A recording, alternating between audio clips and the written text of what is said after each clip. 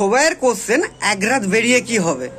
রামমোহন রায় যেদিন প্রথম একটা মেয়েকে চিতা থেকে টেনে নামিয়েছিলেন, সেদিনও ঠিক এমনই শুনেছিলাম, একজনকে বাঁচিয়ে কি হবে। বিদ্যাসাগর যেদিন প্রথম একজনের বিধবা বিবাহ দিয়েছিলেন, সেদিনও তাকে শুনতে হয়েছিল যে একজনের বিয়ে দিয়ে কটা বিধবার জীবন বাঁচাবেন।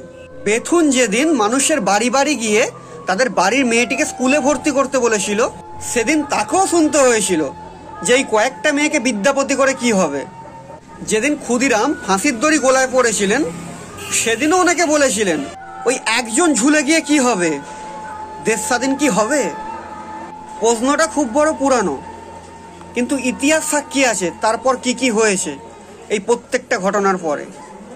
একটা বারুদের স্তূপে আগুন জ্বালাতে একটা দেশলাই কাঠির কতটা গুরুত্ব সেটা নিশ্চয়ই ভালো করেই জানেন। আর এ তো অগ্নিশিখা। পশ্চিমবঙ্গে দুর্গার আগমন 85,000 টাকা, দুর্গা বিসর্জন 10 লক্ষ টাকা। আমি হাত জোর করে রিকোয়েস্ট করছি, ভগবান আমার দিকে হাত দিয়েছে, পা দিয়েছে, আমরা নিজেদের পুজো নিজেই করতে পারবো। আর কন্যাশ্রীর উপরশ্রী কিচ্ছু আমাদের চাইনি, শুধু এইটুকুই চাই বাড়ির মা বোনেরা যেন একটু সেফটি থাকতে পারে। আর এই কাজটা যে করেছে বা যারা করেছে তারা যেন কেউ ছাড় পায়, এটাই রিকোয়েস্ট। সে যে যাই করুক, সবার কাছে এটুকুই হাত জোর করে রিকোয়েস্ট যে সবাই এখন এই হাল ছাড়লে হবে না আমাদের।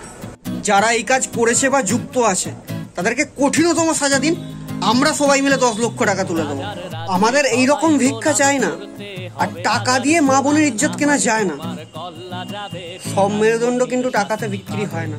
এ কেমন রাজ্য বলো, কে খারাপ কে বা ভালো, ভালো মানুষ অন্ধকারে, অমানুষী আলোর দ্বারে। এ কেমন হচ্ছে খেলা, চারিদিকে কষ্ট মেলা।